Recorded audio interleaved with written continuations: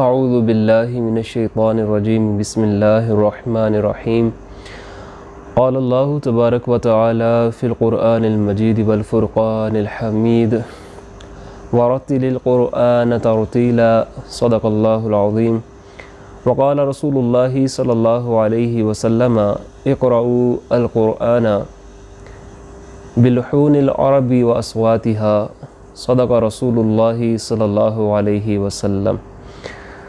अस्सलामु अलैकुम व रहमतुल्लाहि व बरकातुहू। मौज़ सामईन, आज हम कुरान सीखने के हवाले से अपने जो कायदे हैं उनके दूसरे पार्ट में पहुंच चुके हैं।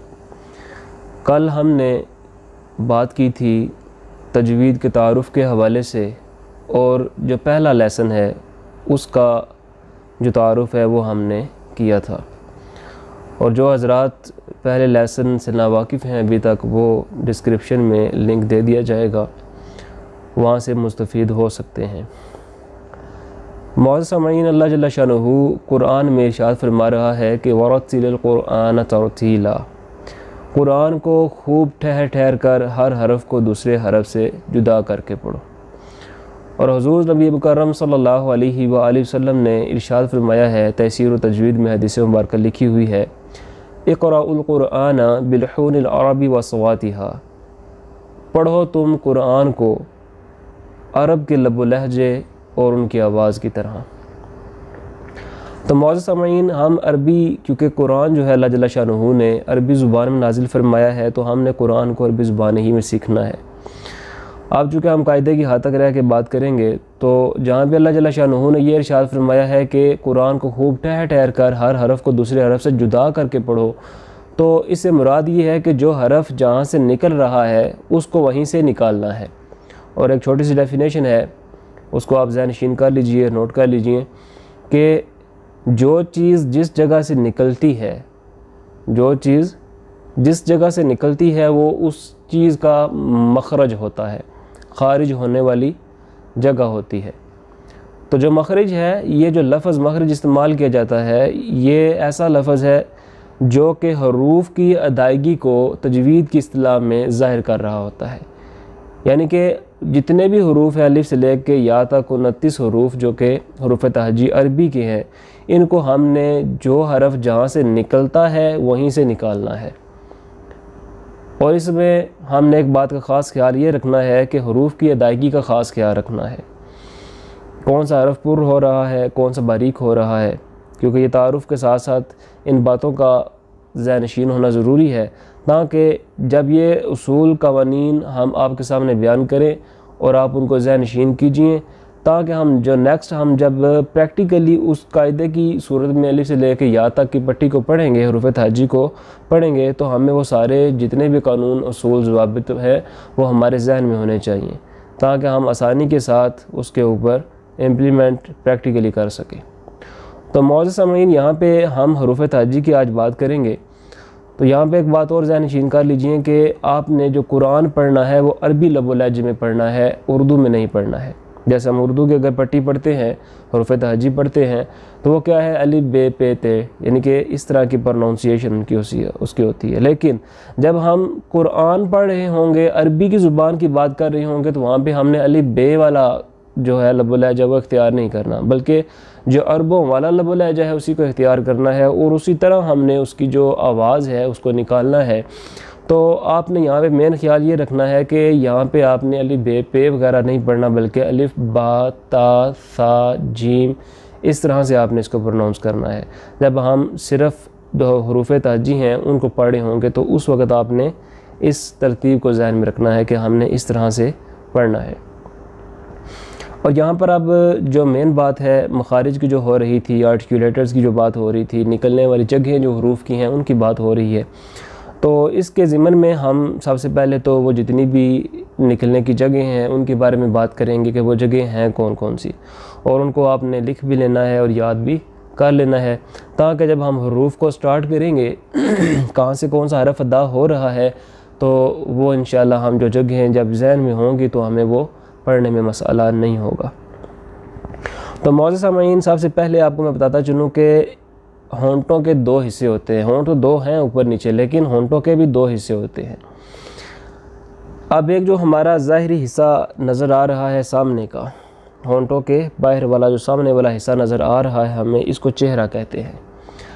एक होता है मुंह। चेहरे और मुंह में फ़र्क है। जो सामने ज़ाहिरी नज़र आ रहा है ये चेहरा है, और जो होंठों के अंदर का जितना भी एरिया हिस्सा है वो सारे का सारा मुंह कहलाता है। अब यहाँ पे आपको समझने में आसानी होगी कि होंठों के जो दो हिस्से हैं इसकी तकसीम इस तरह है कि जो हिस्सा चेहरे की तरफ नज़र आ रहा है वो है सामने वाला, इसको कहते हैं होंठों का खुश्क हिस्सा। अब इसी तरह जो खुश्क हिस्सा जहाँ पे ख़त्म होगा, अंदर मुंह की तरफ जब हम जाएंगे तो हमें एक वेट तर सा हिस्सा, नरम सा हिस्सा होंठों का महसूस होगा, साथ ही शुरू हो जाएगा मुंह की तरफ। वो जो होता है वो होंठों का तर हिस्सा होता है। तो पता चला कि होंठों के दो हिस्से हुए, खुश्क और तर। इसी तरह ज़ुबान के तीन हिस्से होते हैं। ज़ुबान की नोक, ज़ुबान का दरमियाना हिस्सा, और जहाँ पे ज़ुबान जुड़ी हुई है यानी कि ज़ुबान की जड़। तो यहाँ पे तीन हिस्से हो गए ज़ुबान के भी, ज़ुबान की नोक, ज़ुबान का दरमियाना हिस्सा और ज़ुबान की जड़। और इसी तरह गले के तीन हिस्से होते हैं। गले का पहला हिस्सा जो कि मुंह की तरफ है, दूसरा हिस्सा दरमियान वाला, और तीसरा जो सीने की तरफ यानी कि जो जहाँ पे जुड़ा हुआ है सीने की तरफ है। तो यहाँ पे गले के भी हमें तीन हिस्से पता चल गए कि गले के तीन हिस्से होते हैं। और अब इसी तरह तालू जो कि ऊपर वाला जबड़ा होता है मुंह का, उसके अंदर हम अगर बात करें अंदर, तो हमें पता चलता है कि ऊपर की तरफ ऐसे कर्व से लेके एंड तक इस तरह का एक एरिया हिस्सा बना हमें महसूस होगा। अगर हम इस तरह ज़ुबान को आगे दांतों की तरफ से लेके पीछे लगा के गले की तरफ लेके जाएं, पीछे की तरफ मोड़ें ज़ुबान को, तो हमें वो सारा एरिया जो ऊपर के तालू का है वो महसूस हो जाएगा। तो जो हिस्सा तालू का दांतों की तरफ है वो हिस्सा तालू का पहला हिस्सा कहलाता है, और जो कर्व है जो उभरा हुआ है ऊपर की तरफ ये तालू का दरमियाना हिस्सा है, और जो गले की तरफ एंड हो रहा है जहाँ पे गला उसकी तरफ है वो तालू का आखिरी हिस्सा है। तो फिर ये तालू के भी हमें तीन हिस्से पता चल गए। लेकिन जो आखिरी हिस्सा है तालू का, इसके मज़ीद दो हिस्से हैं, तालू का सख्त हिस्सा और तालू का नरम हिस्सा। जितना आप गले की तरफ जाएंगे उतना नरम हिस्सा आता जाएगा, जितना आप आगे मुँह की तरफ आते जाएंगे उतना ही सख्त हिस्सा उसका शुरू हो जाता है। तो मौजूद सामीन, ये बातें जो अभी आपको बता रहा हूँ ये आपके रायगाह नहीं जाएंगे। पहले तो बात ये बिल्कुल अपनी बात जो क्लियर कर लें, ठीक है। इसको ये नहीं समझना कि हम वक्त ज़ाया कर रहे हैं, बल्कि यही उसूल और रूल जो है आपको जब मैं पढ़ाऊँगा बाकायदा तौर पे, जब लेटर्स की तरफ प्रैक्टिकली आएंगे तो फिर आपको पता चलेगा वाकई जो हमने पीछे बातें पढ़ी हैं, सुनी हैं, वो सारी की सारी हमें यहाँ पे काम आ रही हैं। तो इसलिए ये सारी की सारी बातें आपके लिए कुरान पढ़ने के लिए बहुत ज़रूरी हैं। तो इन तमाम बातों को, जो पॉइंट्स आपको ख़ास तौर पे बताता हूँ, जो नई बातें आपको नहीं पता होती बताता हूँ, उनको ज़रूर लिख भी लिया करें और लिख के फिर याद किया करें। और एक बात यहाँ पे ये एक जहन में रख लीजिए कि इसका फ़ायदा ये होगा आपको कि क्योंकि जो पहला लेसन होता है ना आपका, ये हमेशा आइंदा आने वाले जितने सबक होंगे उसमें रिवाइज़ होता आएगा, यानी कि वो उसमें शामिल होगा। पहला दूसरे में, दूसरा और पहला फिर तीसरे में, इस तरह पहला दूसरा तीसरा चौथे लेसन में, इस तरह आपके लेसन चलते जाते हैं और पीछे से आपकी रिवीजन भी होती जाती है साथ साथ, और रिवीजन के साथ साथ आपको नई बातें भी पता चलती जा रही होती हैं। तो पता चला कि आज हमने क्या सीखा कि होंठों के दो हिस्से होते हैं, खुश्क और तर। तालू के तीन हिस्से होते हैं। तालू एक जो दांतों की तरफ पहला हिस्सा, फिर जो कर्व उभरा हुआ हिस्सा होता है वो दरमियाना हिस्सा, और जो गले की तरफ है वो आखिरी हिस्सा है तालू का। और तालू के फिर मज़ीद दो हिस्से किए तो वो नरम और सख्त हिस्सा होता है। जो गले की तरफ आएगा वो आपका नरम हिस्सा, जो मुंह की तरफ जाएगा जितना उतना ही सख्त होता जाएगा। इसी तरह फिर आपकी ज़ुबान के तीन हिस्से हुए, ज़ुबान की नोक, दरमियाना हिस्सा और ज़ुबान की जड़। और गले के हमने तीन हिस्से पढ़ लिए। गले का पहला हिस्सा जो कि मुंह की तरफ है, दूसरा दरमियाना हिस्सा और तीसरा जो कि सीने की तरफ है। तो मौजूद सामीन, ये थे वो हिस्से जहाँ से हरूफ निकलते हैं। इस तरह दांत हैं, दांतों के साथ भी हरूफ के निकलने का ताल्लुक़ है। अब यहाँ पे आपको मैं दांतों के नाम और दाढ़ों के नाम बता देता हूँ, आप याद कर लें तो अच्छी बात है, लेकिन ना करें तो कोई ज़रूरी नहीं है, क्योंकि आप यहाँ पे सिर्फ कुरान पढ़ना सीख रहे हैं। कोई इल्मी या किताबी सूरत में तजवीद को सीखना हमारा मकसद फ़िलहाल नहीं है। अगर कोई सीख ले तो वो ज़्यादा बेहतर है, ज़्यादा सवाब का मुस्तहक होगा। तो ये जो दांत और तालू हैं, इनके भी तजवीद की इस्तिलाह में कुछ नाम है। थनाया, रुबायात, अनियाब, दुआहिक, तवाहिन और नवाजिस, ये दांतों और दाढ़ों के नाम हैं। बाहर कैफ यहाँ पे अभी हम मुकम्मल कर चुके हैं अपने जितने भी आर्टिकुलेटर्स हैं, मखारिज हैं, निकलने की जो जगह हैं हरूफ की, वो सब की सब हमने समझ ली हैं। और अब हम आते हैं हरूफ की तरफ के हरूफ, अब जो हरफ जहाँ से निकलेगा उसकी हम आगे थोड़ी सी वजाहत करेंगे और मेन चीज़ आपको अभी समझ आ जाएगी थोड़े से हरूफ पढ़ते ही कि हमने जो अभी पीछे आर्टिकुलेटर जो मखारिज सुने हैं, जो पढ़े हैं, इनका हमारे हरूफ की अदायगी में कितना अमल दखल है। तो मौजूद सामीन, सबसे पहले अलिफ़ की हम बात नहीं करते हैं, क्योंकि अलिफ़ जो है ये मरकब है बहुत सारे हरूफ का, जिसमें हमज़ा आ जाता है, लाम और फ़ा वगैरह आ जाता है। तो जब हम बाकी पट्टी पढ़ लेंगे तो अलिफ़ हमारा खुद ब खुद दुरुस्त हो जाएगा। तो मौजूद सामीन, यहाँ पे सबसे पहले हम जो बात करेंगे बा की करेंगे। बा, इसमें आप ये बात ज़हन में रखेंगे, बा के नीचे तो एक नुक्ता होता है। ये बच्चों की हद तक मैं एक बात कर रहा हूँ ताकि उनको ये बात पता चले कि बा किस अंदाज से लिखा जाएगा। तो उसके नीचे एक नुक्ता होता है, लेकिन निकलने की जगह उसकी कौन सी है, अब ये बात समझनी है। जैसे मैंने आपको बताया कि होंठों के दो हिस्से होते हैं, खुश्क और तर। जो आपका बा है ये होंठों का तर हिस्सा, जो कि मुंह की तरफ मैंने आपको बताया नरम हिस्सा होता है, वेट हिस्सा होता है, इससे हम बा नॉर्मल सा आप बिल्कुल ऐसे बा पढ़ दें जैसे रूटीन में पढ़ते हैं, वहीं पे लगेगा बा बा। तो उम्मीद है कि आपको समझ आ गई होगी कि बा कहाँ से निकलता है। इसी तरह हुजूर वाला आगे आ जाता है बा के बाद ता, जिसके ऊपर दो नुक्ते पड़े होते हैं, 2 डॉट्स होते हैं। तो जो ता है आपका, वो आपने जो सामने वाले 4 दांत हैं, बड़े जो सामने वाले 2 दांत होते हैं ना, ये और नीचे बिल्कुल ये जो सामने ऊपर नीचे के 4 दांत हैं, इन 4 दांतों को सनाया कहते हैं। ये स्पेसिफिक वर्ड आपको बता रहा हूँ, तजवीद की इस्तिलाह में बता रहा हूँ मैं, सारे के सारे नॉलेज के एतबार से ये भी पता होना चाहिए, तो इल्म में इजाफा होता है। इसी तरह जो सामने 4 दांत हैं, ये बड़े वाले 2 ऊपर 2 नीचे, इनको मुतलकन हम कहते हैं सनाया। अब जो ऊपर वाले 2 दांत हैं सामने वाले, इनको कहते हैं सनाया उलिया, और जो नीचे वाले 2 सामने के 2 दांत हैं, इनको कहते हैं सनाया सुफला, उलिया और सुफला। तो मौजूद सामीन, जो ता है इसमें आपने ये करना है कि ख़ुद महसूस कर लेना, आपको पढ़ के भी पता चल जाएगा कि आपकी कौन सी चीज़ कहाँ पे लग रही है, कहाँ से ये जो निकलने की जगह इसका जो मखरज है वो कौन सा है। कि ज़ुबान की नोक को, जो ज़ुबान की टिप है, इसको आपने क्या करना है, ज़ुबान की नोक को जो ऊपर वाले 2 दांत हैं, जिनको हम सनाया उलिया भी कहते हैं, ऊपर वाले 2 दांत की अंदरूनी यानी कि अंदर की तरफ आपने क्या करना है, ज़ुबान की नोक को ऊपर वाले जो सामने के 2 दांत हैं, इनकी जड़ में लगाना है। और ये ता जो है ये बारीक है, इसको हम बारीक पढ़ेंगे, क्योंकि हम यहाँ पे थोड़ी सी तकसीम करेंगे इस अंदाज से कि आपको पता ज़्यादा चल जाए आसानी के साथ कि हरूफ का मज़ कम हम फ़र्क कर सकें, बारीक कौन से और मोटे कौन से हैं। बारीक जो हरूफ होंगे उनको हम ब्लैक कलर देंगे, और इसी तरह जो आपके पुर हरूफ होंगे, मोटे हरूफ जो हरूफ मुस्तालिया में शामिल हैं, वो आपके हम इंशाअल्लाह स्काई ब्लू कलर या नीले कलर में जो है रखेंगे। ठीक है, तो यहाँ पे आप बात ये हम कह रहे थे कि ता जो है वो ज़ुबान की नोक को ऊपर वाले सामने के जो 2 दांत हैं, जिनको सनाया उलिया कहते हैं, उनकी जड़ में लगाना है। तो आपका ता दा होगा। जो हरफ जितना बारीक है, जो बारीक है उसको आपने उतना ही बारीक करना है, और जो पुर है इसी तरह उसको पुर करना है। अब यहाँ पे आपको एक बात बताता चलूँ, एक होता है ता जो 2 नुक्ते वाला, एक तोए वाला ता होता है। ठीक है, अब इसको भी हम ता कर दें, उसको भी ता कर दें, कोई फ़र्क नहीं पता चलेगा। तो पता चला कि इनकी बाज़ का इस तरह होता है कि मखरज निकलने की जगह तो एक होती है, लेकिन आवाज़ में फ़र्क होता है।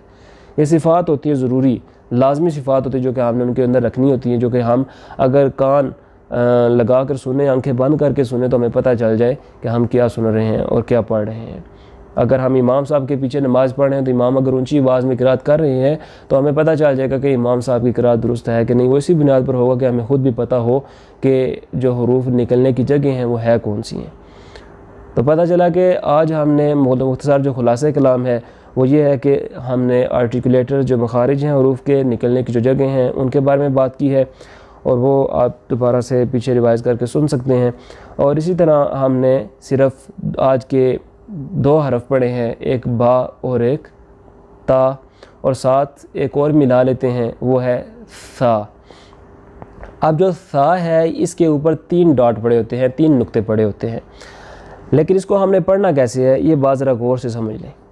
ज़ुबान की नोक को सनाया, सनाया हमने किसे कहा था, सामने वाले जो 4 दांत हैं, 2 ऊपर वाले 2 नीचे वाले, जो सनाया हैं इनके किनारों से, सामने वाले 4 दांतों के किनारों से हल्का सा आपने ज़ुबान की नोक को बाहर निकालना है। बाहर निकाल के फिर उसको अदा करना है। ऐसे पहले बाहर निकालें, फिर उसको पढ़ना है। उसको दबाना नहीं है दांतों में, हल्का सा बस रखना है। आप जब पढ़ेंगे सा का तो उस वक्त आपके मुंह से हल्की सी हवा खारिज होगी, सीटी किसी आवाज़ ना है। जैसे सीन पढ़ते हैं, सीन सा, ये सीटी किसी आवाज़ है। सा में सा आप खुद महसूस करें, सा फ़र्क है। तो ये सा में क्या करना है, हवा हल्की सी मुंह से बाहर निकलेगी, तो ये आपको पता चलेगा कि बाकी मेरा सा जो है सही निकल रहा है। वो उसकी मेन जो निशानी है वो ये है कि आपके मुंह से हल्की सी हवा निकलेगी। ठीक है, वो निकलेगी कैसे, जब आप ज़ुबान की नोक को सामने वाले 4 दांतों के किनारों से हल्का सा बाहर निकालेंगे तो फिर पढ़ेंगे सा, अलिफ बा ता सा।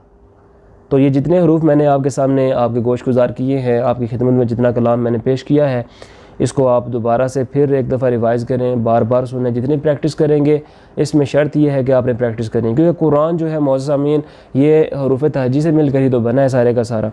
तो हमने वहाँ पे हरूफ तहज्जी ही तो पढ़ने हैं। बस ये होगा कि वहाँ पे हम आप मज़ीद अगर रूल्स पढ़ते जाएंगे, एडिटिंग करते जाएंगे, एडिशन होता जाएगा, उसके अंदर हम मज़ीद आगे वज़ाहत साथ पढ़ेंगे तो हमें ज़्यादा समझ आएगी और ज़्यादा चीज़ें हम आगे पढ़ते जाएंगे। लेकिन हरूफ यही रहेंगे, निकलने की जगह वही रहेंगी। पूरा आप कायदे का मुकम्मल कायदे सीख जाएँ, पूरे उसूल सीख जाएँ, आप कुरान के ऊपर पहुँच गए हैं, फिर भी आपने इन हरूफ को जहाँ से ये निकल रहे हैं वहीं से निकालना है। किसी और जगह से आप किसी और हरफ की जगह से आप किसी और हरफ को नहीं निकाल सकते हैं। तो उम्मीद करता हूँ कि आज का सबक जो है वो आपको समझ में आ गया होगा, और जो लास्ट लेसन हमने पढ़ा है उसका लिंक भी हम डिस्क्रिप्शन में दे देंगे, और ज़रूर वो भी सुने और लोगों को भी तरगीब दें इस बात की कि वो भी आपके लिए और मेरे लिए सदका जारिया बने, इल्म सीखें और इल्म सीख के अपने और मज़ीद, क्योंकि नबी करीम सल्लल्लाहु अलैहि वसल्लम शाह फरमाया कि सरसब्ज़ व शादाब रहे वो शख्स जिसने मुझसे कोई बात सुनी और उसी तरह उसको लिखा और उसी तरह उसको याद किया फिर औरों तक पहुँचाया। तो उसके लिए हुज़ूर सरवर कायनात सल्लल्लाहु अलैहि वसल्लम दुआ फरमा रहे हैं। अल्लाह ताला हमें भी हुज़ूर नबी करम सल्लल्लाहु अलैहि वसल्लम की दुआ का हकदार बनाए, और बराए करम बराए मेहरबानी अपने लिए और मेरे लिए सदका जारिया इस अमल को, कार खैर को जारी रखने के लिए आप इसका जो लिंक है वो ज़रूर शेयर कीजिए करें, और ख़ुद भी सब्सक्राइब कीजिए ताकि आपके पास जो भी नई वीडियो हम अपलोड करें आप तक पहुंचती रहे, और अपने अज़ीज़-ओ-कारों को भी दें ताकि अल्लाह ताला हमें इसी सिलसिले को कार खैर को जारी रख के दुनिया और आखिरत में आफ़ियत और भलाई अता फ़रमाए। आमीन व मा अलैना इल्लल बलागुल मुबीन। सदका जारिया समझकर शेयर ज़रूर कीजिएगा। जज़ाकल्लाह खैर व अहसनल जज़ा।